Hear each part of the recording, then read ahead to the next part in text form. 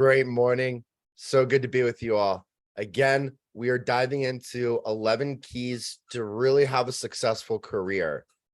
As you all know, love my stories. I'm going to start with a quick story. So this story takes place in a factory.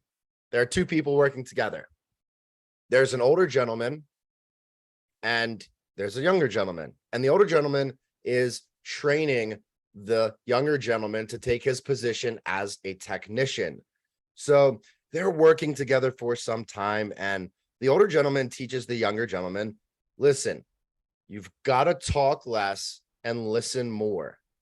I want you to just practice listening more, showing up, expanding your skill set, and continuing to get better. The results will come. So he trusts his mentor, and he continues to go down this path. At some point, eventually, the older gentleman retires and the younger gentleman takes his place as the head technician. He works and works and works, and after 10 years, still has not received a promotion. So he goes back to his mentor and he says, I'm really lost. I've done everything you've told me to do, and still I have not earned any more money than I did when you left. And the mentor paced back and forth. He was very distraught by this. And he thought for a moment and finally came up with a solution. And he said, how about you take a day off? Come up with any reason and take a day off. And so the younger gentleman was a little bit confused by this. He said, how is taking a day off going to help me at all? But I trust my mentor. I'm going to listen to him. So he goes and he pleads for his day off. He rushes out of the door, all excited to embark on this new journey and see the success. So he takes his day off. He comes back the next day, and the manager calls him into the office. And he says, look, when you were gone yesterday, we had all these types of problems. We couldn't get them resolved. We didn't realize how valuable you were to our organization. So he got a promotion. He was all excited, started to make more money, got his promotion. And then guess what happened? Some time had passed. Again, he wasn't receiving what he wanted. And so he said, I'm going to implement this strategy yet again and take my day off and hope that it gets me the results that I want. So he does this for some time. Finally, he shows up to the factory and they won't even let him inside. They said, your position has been removed. So he gets all upset again. He goes back to his mentor. You know, Mr. Mentor, I don't understand. I did everything you said I should do, and they fired me. He said, you didn't do everything. You were so excited with that piece of information that you ran out of the door. You didn't listen to the second half. Here's the deal. When a light bulb stops working, that's when you recognize it. Now, if the light bulb stops working all the time, you replace it for a more reliable light bulb. So in that scenario, he was not showing up reliably. So that's our little story to dive in. Now, the point is you always want to be developing and enhancing your skill set. This is the way to make more money. And I'll give you a quick economic example here. If you want to make more money, you increase your skill set. When your skill set is higher, it brings more value to the marketplace and people are willing to pay more for that. So Matt, good to see you again, brother. Hope the move is going well for you as well. Real quick, everybody. So I'm curious if anybody wants to shout this out. Are there any potential areas that you could improve upon to take your career to the next level?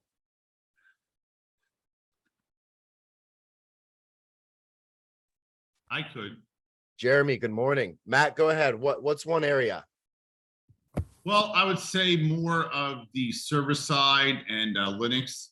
So there are more different, there's plenty of computer certifications I can get. It's a matter of applying myself and trying to pacify the Jewish guilt at the same time. Okay.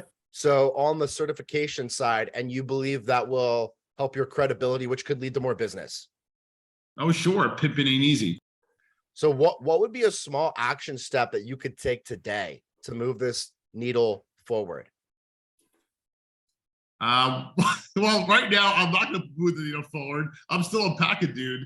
So, is it good to sit there and to try to do that? Yes. I mean, I think probably at least know where I want to go. I think probably the biggest thing is Linux, and just to have that skill set, that's like the last operating system I really need to sit there and tackle. And so I got plenty of like Udemy's and some other things I can sit there and do.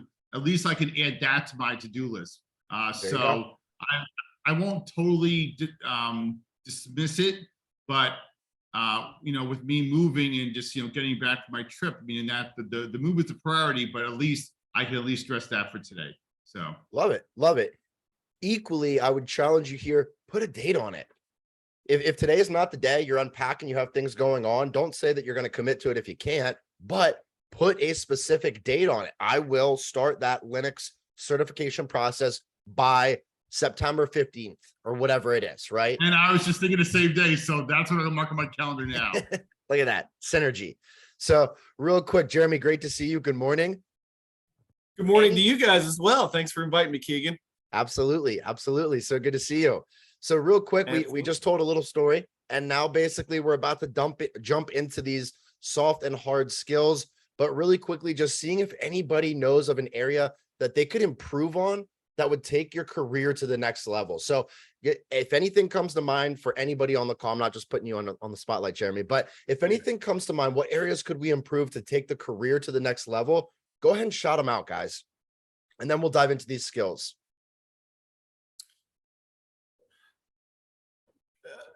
Hell, that, you know, anything that can improve me, essentially, that's a long list of things. But yeah, career wise, I think, you know, I think I do a lot of networking. I mean, you know this essentially, but yeah, I think trying to obviously continue to refine that networking and get to your target audience essentially and drill down on that. And also selling aspect when you actually get involved in the conversation, being able to sell it. So I'm very good at conversations. I'm very good at interacting with individuals, but selling is kind of a different scenario. That's a different discussion to have. And I've never been in that position. Absolutely. I appreciate you sharing. I would boil that down to communication. And by the way, if you did receive that PDF, there's a link right here. It's a little YouTube one that we did last Thursday, and there's a specific model on there. It goes through a sales process. I'd be more than happy to share that rubric and any other information applicable with you, but I love that approach. It's called the quiet model. So it helps navigate from starting point to the end of the sales process without being a salesperson at all. It's more based on questioning and understanding, identifying specific pain points. So anyway, that's a really cool little video right here. I'd highly recommend checking it out. Yeah, absolutely. Thank you. Yeah, thank you for sharing. Anybody else before we dive in? So really just the same thing, closing the deal, right? Just being able to close the deal. I have trouble with that. I get all the way up to that point, and then it's blah, blah, blah, blah, blah. Absolutely. Absolutely. And so again, same thing. I think this will be applicable, but let's dive into some of these skills that are going to help close the deal, right? So number one is communication. Now, again, what we're talking about here, skills that are within our control that we can dedicate time towards that will generate a better output on the career side. So communication, listening. How often do we speak just to speak or to interject, but we're not actually listening to what somebody is saying? So again, this is a great rubric, and it's so simple and rudimentary that a 5-year-old can understand the quiet model. This literally has been running through my head ever since we did it. It just sticks with you. Body language. You know, this is a huge part of communication. And a lot of people have heard me say this, but neurolinguistic programming states that 55% of our communication is through body language. There are so many little cues, especially when we talk about the closing process. For example, you can use very simple things like head nods to generate a close, right? So, for example, if you're addressing a pain point, you could say something like this. Well, what is your life going to look like if you continue the same way 5 years, 10 years from now? Something small like that, right? It puts that negative impression. That's part of that body language. I'm really interested to see how these statistics change based on our virtual world, I think there may be an impact there, but we'll see. The other part is tone. Tone is so important when you have a conversation. And if you do simple math, this would state that only 7% of our communication actually comes down to the words. So leveraging your body language and then also being cognizant of your tone. So I'm curious, before we go to the next part, does anybody have any little nuggets or any suggestions that can help somebody on this development in communication? Oh yes, I've been guilty of not having good body language. But that was a good song, though. I think that was Kid Ink who sang that. So I used to have very bad posture. I would slump, and not just the rate of inflation. So, so I worked on that to basically be upright, or be rigid like an 80-year-old on Viagra. And so I've worked on that, and exactly. It's only 9 o'clock in the morning. I'm just getting going. So, and then also it was also eye contact. I used to be very bad when it came to eye contact. And that usually is a sign of lack of confidence, and also that you're not paying attention. I hear my dad's words haunting me as I see him say this. So those subtle things make a big difference in terms of presenting confidence as opposed to being, I guess, a coward or an intimidation or lack of confidence, and then also engaging somebody with their body language. So it's not just your body language, it's interpreting other people's body language, and sometimes, mimicking their other body language, to do that subconsciously. And I've had to work on that over the years because I don't always consciously realize it. And then I subconsciously realize that, okay, I should have done this better. And then I go back for somebody else to improve upon myself for future encounters. Beautiful. I appreciate you sharing that, Matt. You mentioned some really good nuggets there. It's actually fascinating to me. I was doing some research the other day, and I found that a lot of people gave doctors negative reviews, and one of the primary indicators was eye contact. They felt that if they were in a room with a doctor and the doctor did not convey eye contact when they were speaking with them, they just felt like a case study. They didn't feel like it was an actual interaction. And that's applicable to many facets of business. So I really like that you brought that up.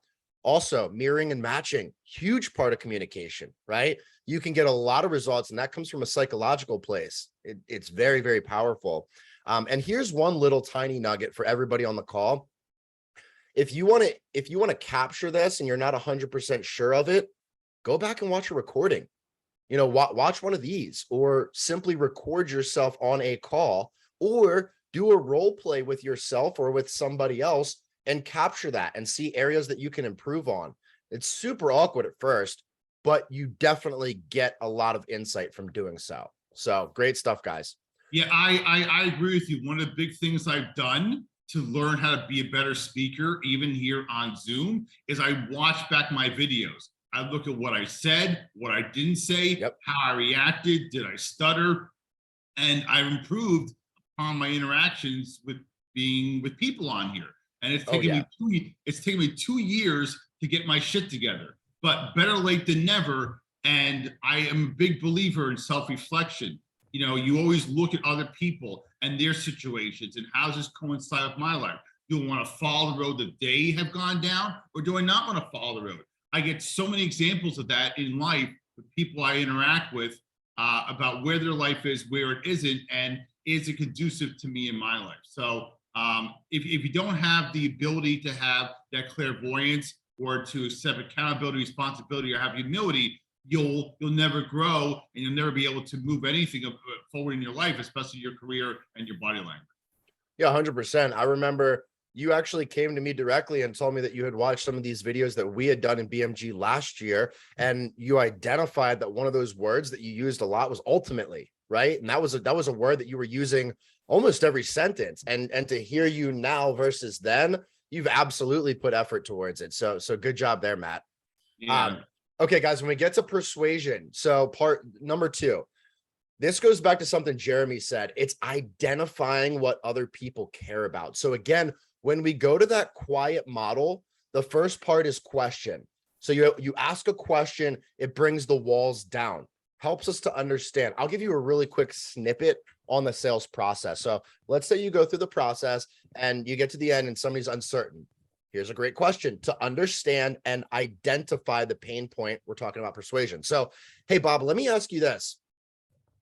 Was it the product or was it the price? Was it the product or was it the price? Now, again, this is good for a couple reasons. Gives people options, gives direction, and also more often than not, it's going to be one of those two things. Plus, that helps us understand areas in our presentation that we can work on. For example, if somebody says it was the product, well, I can do a better job of showing the value when I do my presentation, right? So identify what others care about. The best way to do this is by asking questions. You know, the more people that we help to achieve their goals, the closer we get to our own. So another part of persuasion are stories. If you look at any geographic region across the world at any point in history, they all have one thing in common, and that is the power of stories. So using those stories elicits an emotional response and it sticks with people. So being able to incorporate this, whether you're doing your 30-second pitch or whether you're just doing an intro call and getting to know somebody, that is a key element. And that goes back to the final point of persuasion, which is brevity and emotion. Keep it short, keep it sweet, get to the point, use emotion. Any questions or thoughts here before we go to 3? You know, so, I mean, back to tantalizing tech talk down there, essentially. So, I mean, sorry, I don't know your name, but conversations essentially and presentations, I think is what he was talking about. Those are two different types of communications, that's for sure. And I think that's what he was pointing on essentially is the communication that he had in these calls essentially, but more in the presentation realm as opposed to conversationalism. Is that correct, sir? I was just throwing it out there based on some of the things that I'd gone through in my life. I mean, the questionnaire wasn't really, overly, Specific. Yeah, specific, or I wasn't targeting anything on that list. I was just highlighting some of the things that we had spoken about. Yeah. For example, I was still actually on the communication about the body language, and so I just went off and ranted and raved and on my story. And I'll put on my name. It's Matt, but I'll because the TTT or triple T is not cutting it here. So. Gotcha. Well, thank you, Matt. Now, and I actually, so presentation skills are something that I could certainly improve on. I asked somebody that's a very good presenter one time how to do that. She said, record yourself, watch it, a couple thousand times, basically. And I said, well, I think it's, and I think sales is you can answer this, Keegan, is sales a learned skill? Or obviously some people are probably more naturally applicable to it or apt to it essentially, but being able to close like Bob and I essentially said, because I mean conversational, and then you get down to saying, all right, this is the product, this is what it's going to do for you, this is what it's going to cost. How does that sound for you, sir? And that's the discussion that I think at least Bob and I probably have an issue with. Yeah, absolutely. One thing that I think is really interesting is sometimes salespeople get a bad rep. We got to realize sales is the oldest profession that's been around. Back when there was a trade and barter system, you had to sell why my chickens are worthy of your goat. This has been around forever. So when you can be organic and natural, there are a lot of things you can do prior to that point where you're addressing pain points or concerns. Yeah. And that really goes into part 3, which again is answering this question here is you have to listen carefully and determine those relevant pain points. If you can understand somebody's pain points, then you can do something like this before and after. I'll give you a really quick example. I did a little bit of work with a company called Junk Luggers, and when they first entered the marketplace, they were competing with a company called 1-800-JUNK. 1-800-JUNK put a marketing campaign out that was this commercial, and when you saw the commercial, you had absolutely no idea what they did. It was very confusing, and it didn't make any sense. Junk Luggers put out a commercial that was very, very simple. There was a lady standing on the sidewalk with all this junk around her. You saw the Junk Luggers truck starting down the road, and as it slowly drove by, it passed her, and by the time it got past her, all the junk was gone. It was very clear and concise. You could clearly identify the lady's pain point was she had all this junk. She wanted to get rid of it quickly and seamlessly. And so that's the message it conveyed. So again, on the negotiation side, you need to get to the specific pain points of somebody. And that comes back to questioning. It doesn't matter what role you play, what career, what industry you're in. These are applicable skills and they're very, very important. So again, back to the negotiation side, you got to listen for pain points. And that comes through good question asking. Understanding what the other side truly wants, right? So not only what is hindering them or their pain, but also what they're seeking. What's the reward? What's the pleasure at the other side?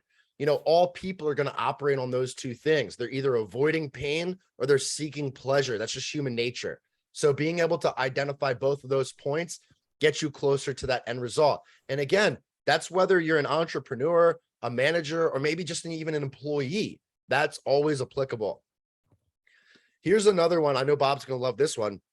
Know your worth. This comes back to confidence as well. Look, guys, everybody on this call has a unique set of skills, experiences, something that's occurred in your life that not everybody has gone through. You have to realize there's a level of worth affiliated with that. You need to share this with people. And when we're in the negotiation process, you have to understand that you are coming from a place of providing value. Again, if you feel your value is low, increase your skill set. You do that through personally developing yourself. So, again, once you can identify the bad points and what they're seeking, then you can go back to that example I used with junk luggers and present a before and after. If there's a very clear before and after, people are going to know what that process looks like. And that ties back into persuasion. They are emotionally involved. Any thoughts, questions, or comments on here before we go to the next one? I don't want to occupy the conversation, but yeah, I've from introspection, I've noticed I'm very good at negotiating deals on the buy side. Sell side, that's an area that, like I said, still have issues with. Trying to sell somebody something. That's a different story than trying to negotiate a deal and actually buy something. So yeah, that's something I still need to work on. That's a really interesting point. And I think that goes really back to the self or to know your worth, right? It's like, look, at the end of the day, I don't want to feel in this weird position like I'm quote unquote selling something. You got to understand that the person on the other side of the screen is receiving value from you.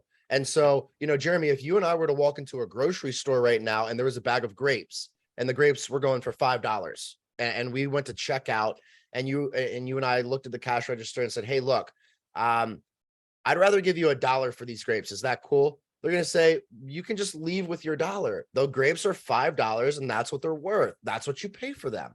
So you got to realize that the value you bring to the table is not a greedy position. When you bring somebody value, they compensate for it, right? So anyway, that's a good area to explore. Let me also give some other insight as well. I'm very passionate about what I do, and Keegan knows this. And so when you're selling, Jeremy, you want to be able to not only sell what you want to, but would you buy it yourself? So for example, a lot of times in IT, I'll look for something that will help one of my clients. But I say to myself, okay, I'm recommending this product to somebody. Would I buy this myself? And so if I'm not going to buy it, it's not kosher. I'm not going to recommend it. So your heart has to be into it. People will know when you're being sincere. People will know when you're being passionate. People will sniff out the bullshit. And so if you feel like this is not something valid that you would buy yourself, then don't sell it.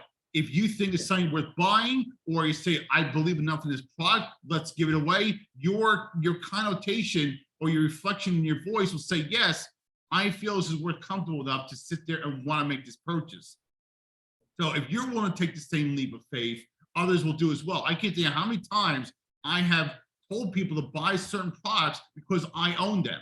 And I've had experience with this. So when they hear that, they hear your voice like, okay, he really knows what he's talking about. He's already done the vetting for me. He's already done my homework. Okay, it's easy. Matt knows what I should need. I'm just gonna go and purchase it. And that makes it so much easier.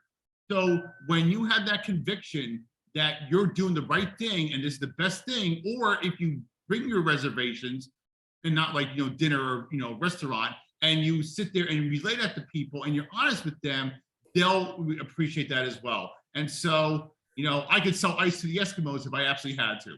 So just to throw it out there to you. Yeah, you got to believe in whatever the product is, 100%. So Can I just jump on that one for a second? Just a half a second, because for people like me, the product is me. And that's the toughest thing. Like, I can't buy myself. I have to believe in myself, right? I mean, that is absolutely 100% correct. When you're passionate about what it is you're selling and you own it or use it yourself, it's tremendous. It's learning to be confident and selling yourself because you believe in yourself. That is a tough one. But once you do it, it changes everything. Believing in yourself changes everything when you are selling yourself as a service or as opposed to a product. That's what I've learned. 100%, absolutely, right? And it goes back to, I'm not going to go through the whole story, but one of the things Zig Ziglar says is you got to believe in your product.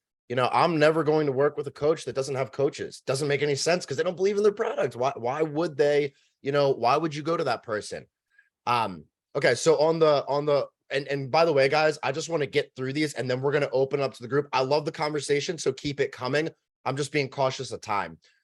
Number 4, relationship building. Okay, so help others unconditionally. Look, there's always going to be good. There's always going to be bad. Don't let the bad trap you. I know that one of Bob's core values for the business is love. And that is an opportunity to help others unconditionally. When you provide love to the world and when you're leading to serve and help other people, it is contagious. Not only that, but then it comes back to you. This is the law of attraction. One of my favorite things is if you ever need something right now, go give it unconditionally and watch it come back to you. That is the law of attraction. For example, you're having a tough day and you need love or you need inspiration. You just need something else to brighten your day. Go give that to other people and watch it come back.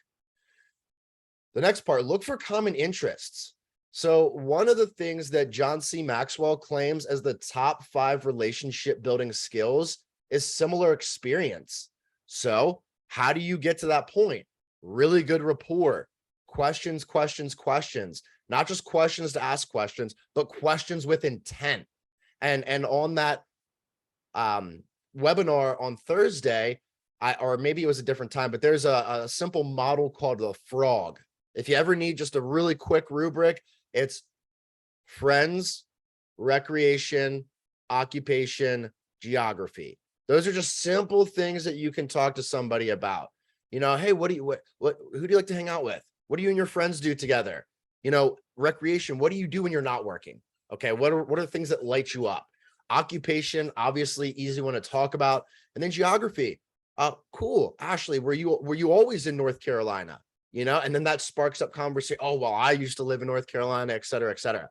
Look for common interests, right? And again, you get to that point through proper questions. So here's a big nugget. And I just really, really want to emphasize this again for everybody on the call, because everybody here is an entrepreneur. Bring value before you ask for something in return. If you can bring somebody value, then it goes back to that Benjamin Franklin statement. Somebody will do something for you if they've done something for you before, right? So if you can bring somebody value, then you ask for something later down the road. And it's not from a place of being a pushy person or seeking like you're only vested in your interest, right? So I've seen a lot of people do really powerful things on this. For example, one of my mentors, he does a ask call every Thursday. So every Thursday you can jump on this massive webinar and there are hundreds of people on there. And it's like kind of like a stump the guru, right? It's free. You jump on there and you can ask questions or pose, dilemmas or whatever it is, but there's a ton of value there. It's free. And then people see that. I love to do webinars. Bob was telling us all the success he had with implementing this, a masterclass webinar, same concept. But bringing value before you ask for something in return. Anything on this, guys, before we go to the next part? Okay. Yeah, cool. I mean, you got to educate. I'm sorry, you got to educate before you're going to sell, I think essentially is what it is. I mean, yeah, you're got to offer value in some way. And I think the other thing you were talking about is building relationships as opposed to trying to be transactional. Transactional is a very short-sighted approach. Relationships obviously are long-term, and you're not necessarily saying tit for tat. It's thanks for this essentially, and then that I'm going to connect you to this and try to make your world better, try to make your business better, try to get you some business, whatever it may be. But yeah, it's building a longer-term relationship with a longer-term plan, I think. 100%. And again, one of my favorite little nuggets on what Jeremy just said is the 3 I's. So whenever you're on a call, if you can introduce, invite, or inform, those are just golden nuggets that are always going to bring people value. So you look for those on any call, it's going to always lead you or serve you well. Empathy. So Gary Vaynerchuk is huge on empathy. He goes, I always just trust people up front. I give them all the trust in the world until they let me down. That empathy is part of that trust process. You got to genuinely care about others. People talk about culture all the time. For example, if you're in a leadership position or you have a team, people talk about culture. Culture does not come from the snack bar on the other side of the room. It doesn't come from the foosball tables or the ping pong tables downstairs. Culture comes from genuinely caring about your people, asking questions, knowing what their wants are. By the way, if you are in a leadership position, Johnny's wants when he's 35 versus Johnny's wants when he's 39 are going to be different. So this isn't a one-time thing. You're constantly asking questions and actually caring about people, right? And that goes back to that leadership role. When you're serving others, you have to have people's best interest in mind. The next part is looking through other people's perspectives. This is when you're an adult and you mature, you always have the ability to accept or reject people's thoughts, words, etc. The point here is you want to bring a perspective that maybe you couldn't see. Maybe when I step back and look at this through Tyler's eyes, I see something that I never saw before. Acknowledging feelings. Here's the deal. We all have different experiences. We all have different emotional interpretations. Just because we may or may not agree with somebody's feelings doesn't mean we should reject them. Acknowledging that somebody has particular feelings is part of that understanding process. It's part of that identification, right? The next part, never judge. Always show support. One of my favorite examples here comes from the position of being a parent. And maybe if you're not a parent, if you were ever a child, right? And you had parents, we think about situations where we automatically come to a conclusion. Has this ever happened? Have you ever had kids that get in an argument or something, or they break something and you just automatically assume, oh, one kid did this, or, oh, this happened. You don't want to come to conclusions because, again, there's no room for interpretation. You've got to ask the question. So you don't want to judge. You want to show that support. And again, that leads to more trust. That's what the empathy piece is. It helps you gain that trust and build it and actually establish it long-term. The next part is be generous with your time and attention. Look, I'll share this again because we're talking about success on the career. Give. If you ever go through a crisis, the 5th and final step to conquer that crisis is give more than is asked. For example, if I'm on a call with a client, I have no time going over on that time that's allotted. If I have the availability, I'm 100% vested. So I'm not going to sit here and count oh my gosh, we're a minute over, we got to jump. No, it's about value. And so be generous with time and attention. Here's one of my favorite quotes that I learned back when I was in the sales field. The person that's in front of you right now, that's the most important person. Look, you could have 20 calls on the agenda for the day. And if that final 20th call, you're like, man, this is a home run, and you forget all the people leading up to that 20th call, what happens if you get to the 20th call and they're not even there? Well, now you just overlooked all the other 19 people to get to that final call, and you missed all the opportunities that were in front of you. So you got to always spend your time, energy, effort with the one that's right in front of you. That is the most important person. Anything else before we go to 6? So you don't want to be the wandering eye guy or person, essentially, is what you're saying? That's Talking to right. Bob and looking around the room going, who else is more important or something like that, which clearly there's not from Bob. I get it. He's my favorite person, but yeah, no, that is annoying and it's disrespectful and it's not going to build a relationship. That's for damn sure. That's right. But it also goes for when you're having a webinar or a masterclass and only one person shows up. That is the most important person in the world. And you still Absolutely. get 110%. You're not there for 100 people. You're there for that one person. Love that perspective. Yeah, I mean, it goes back to that starfish story. I shared this a year ago. There are two people walking down the beach, a husband and wife, and there are thousands of starfish littered on the beach. And the husband bends over and he picks one of the starfish up, he puts it back in the ocean. And he continues to do this as they're walking along. And the wife looks up and looks at him and goes, "Why are you doing that? There are thousands of starfish. You're never going to save them all." He bends down and picks another one up and puts it back in the ocean. He says, "Yeah, but I just saved that one." And that's the point, is you always want to be there fully vested with the one in front of you. Great stuff, guys. All right, number 6, positive attitude. This is one of those things that is always within your control. You guys may have heard this in reference to, leave the garbage at the door before you walk in. Things that are going on in your life are important, but they're not relevant to the workplace. When we're talking about success in the career, you got to bring that positive attitude. Bad things will always happen, but again, you got to be ready. So some of the little nuggets that will help that: don't gossip. Don't talk about other people when they're not in the room, right? Never complain. There's a book, what is it? The no complaining rule. That's a quick little good book. It's a nugget, but not complaining. Again, that goes back to that law of attraction, right? The bad will always be there, but when you stay focused and fester on the bad, guess what? You're attracting that right back to you. So you got to shift and focus on the good, and complaining never brings good. So just don't do it. That's not a positive attitude. Criticize sparingly. So you guys have probably heard this before, but you always want to criticize in private. If there's a team or something like that, for example, let's say we're on this webinar and somebody starts doing something inappropriate. Yeah, we might address it right here and now, but we'll have an actual conversation in private about that and why that's not appropriate. So you always want to criticize privately, because people don't like the fear of criticism. They don't want to feel like they're an outcast in front of a group of somebody. And then always speak well of others. Here's another nugget. Again, if you're an entrepreneur, I've heard people talk poorly about their competition. That's one of the worst things you can do. It really is. I mean, hey, look, no, you're right. That is a great company and you should check them out. Go check them out and see what their process looks like.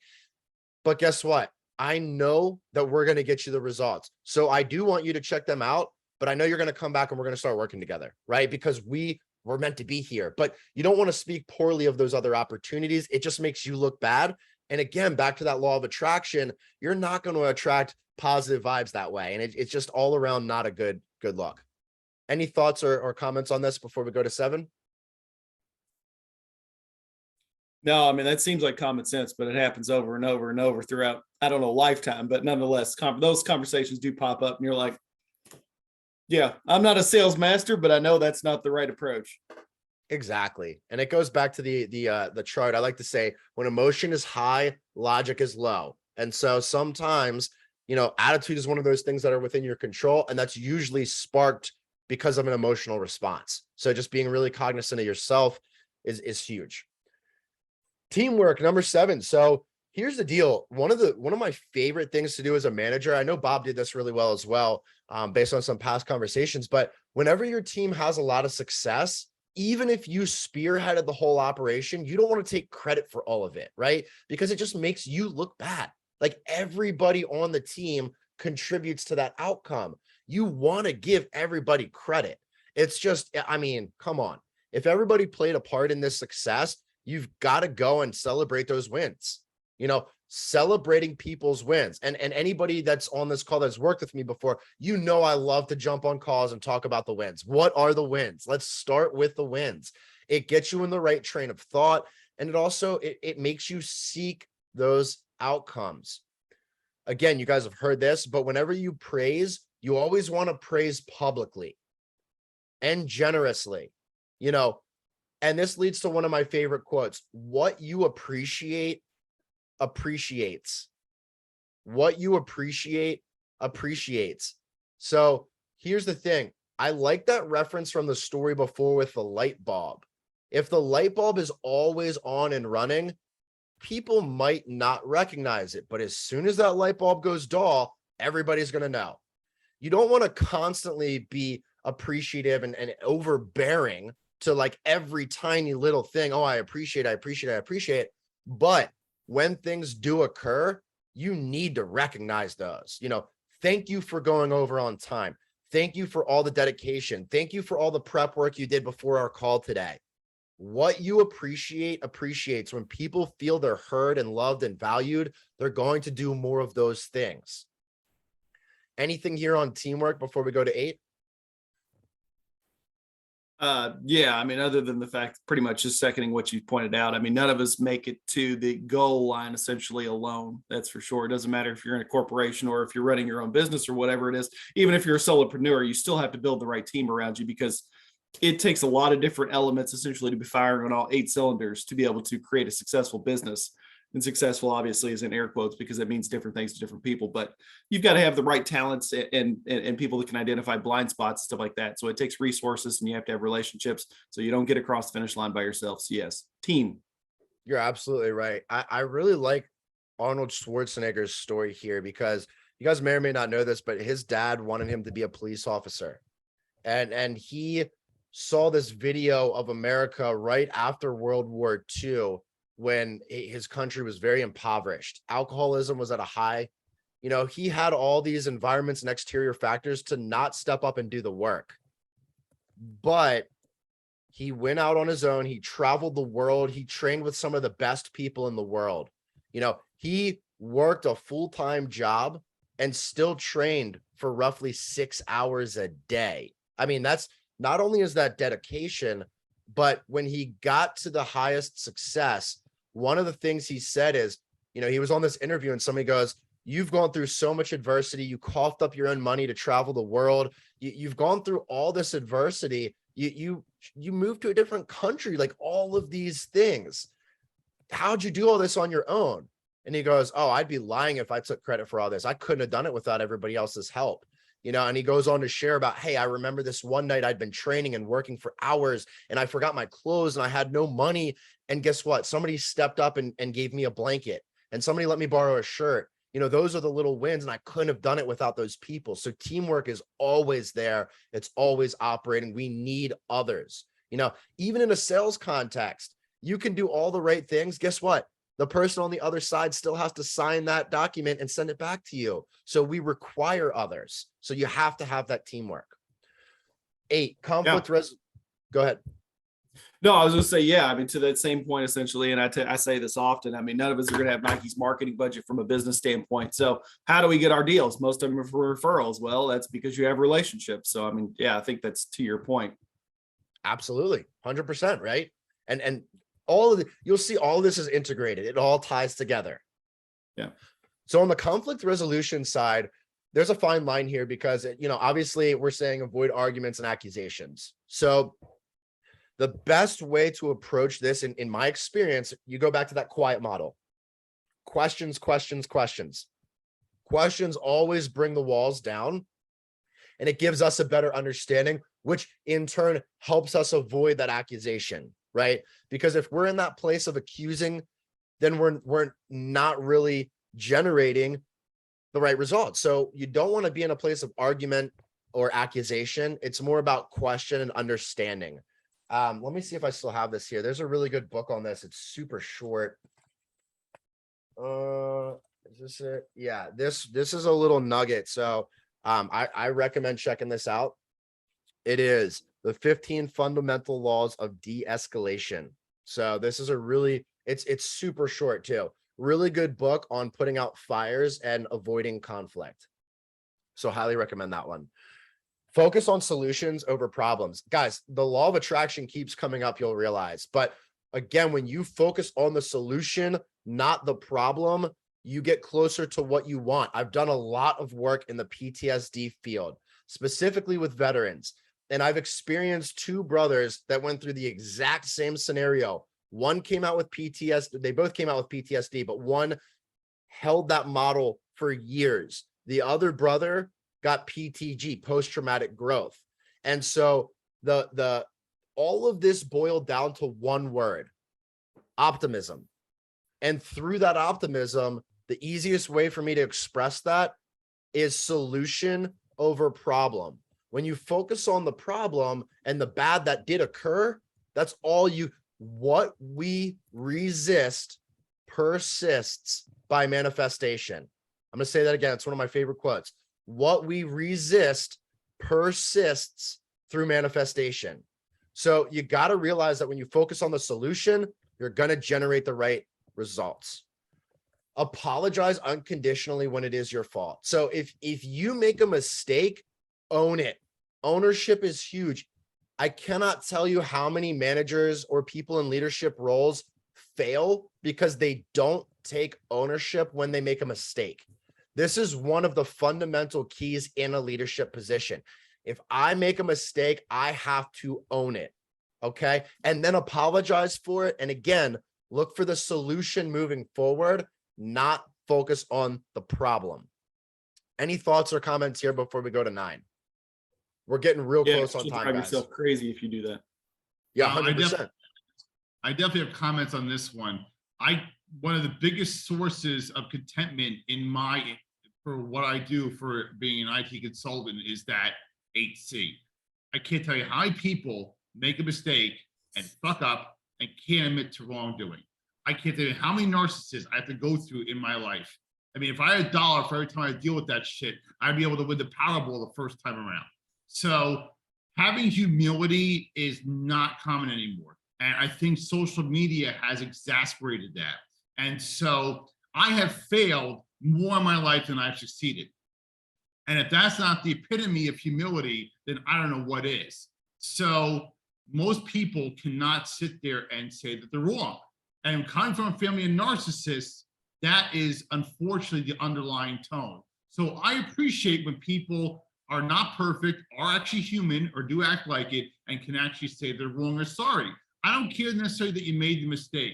I care enough that you have the humility to at least say that you did. 100%. And I don't want to get too into this. So I'm just going to share this with you, Matt, and I'm going to ask you to explore this a little bit independently, and I'd be happy to jump on a call with you.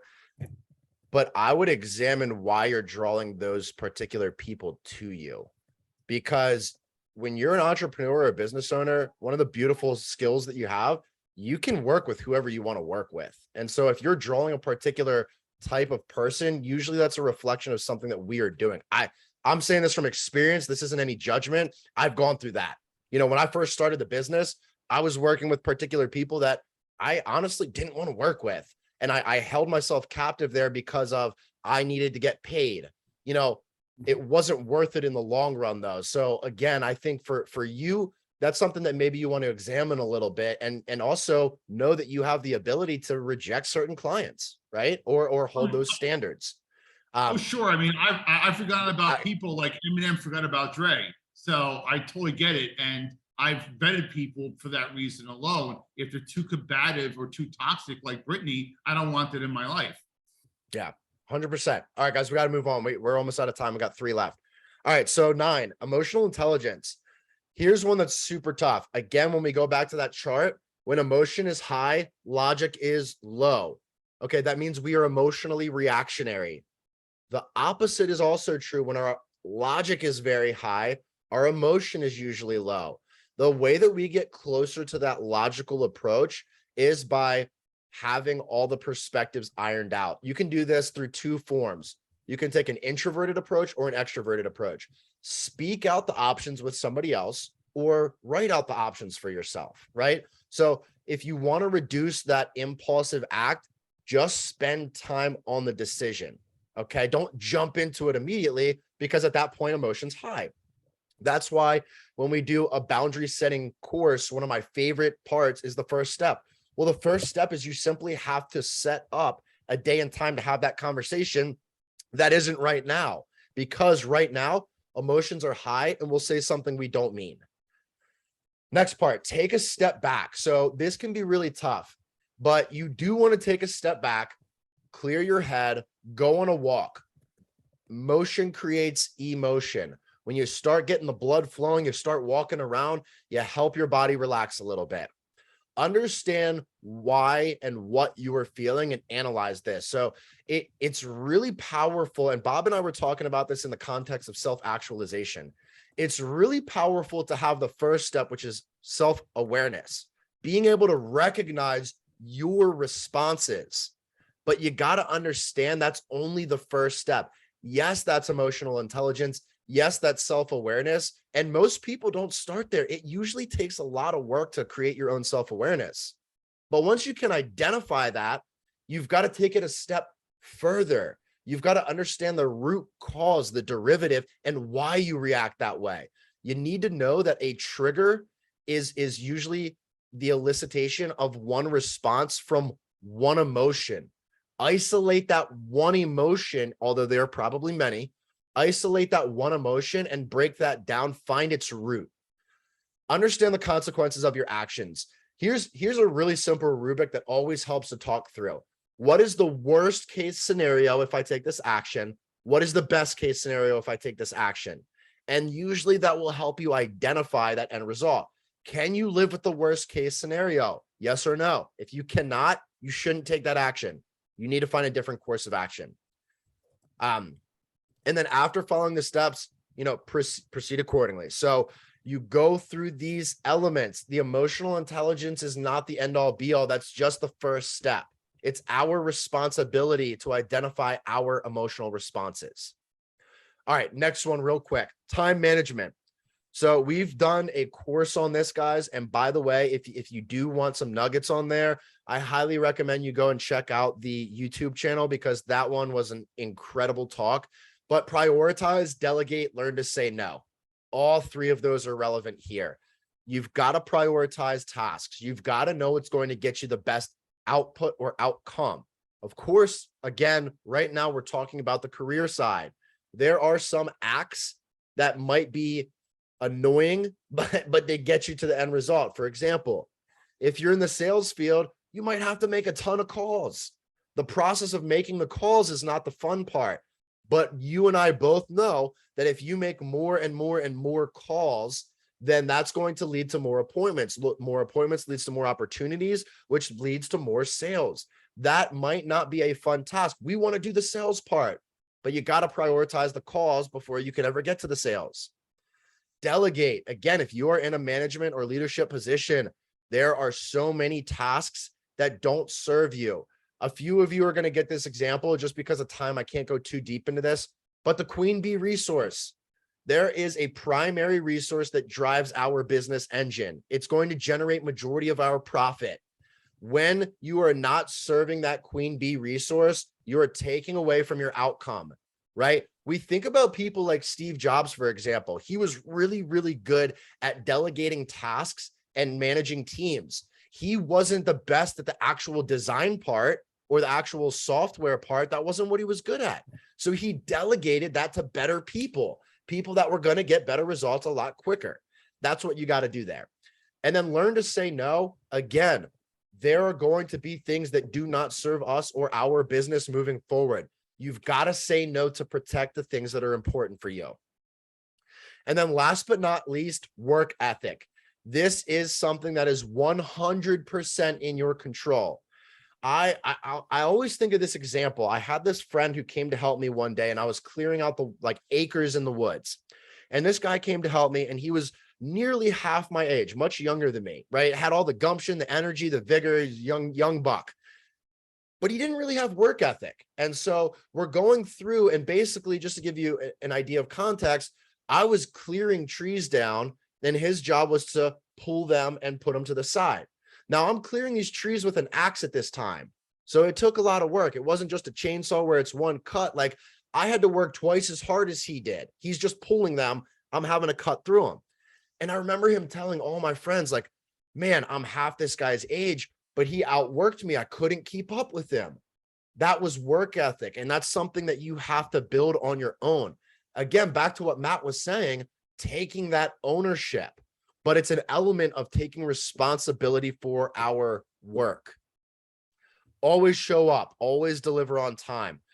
There's a little rule of thumb that I've developed, as all of us should always be increasing our skill set. When that happens, our value increases. When our value increases, we have to be more protective over our time. If I schedule a networking call and somebody doesn't show up after 4 minutes without any form of communication, I'm gone.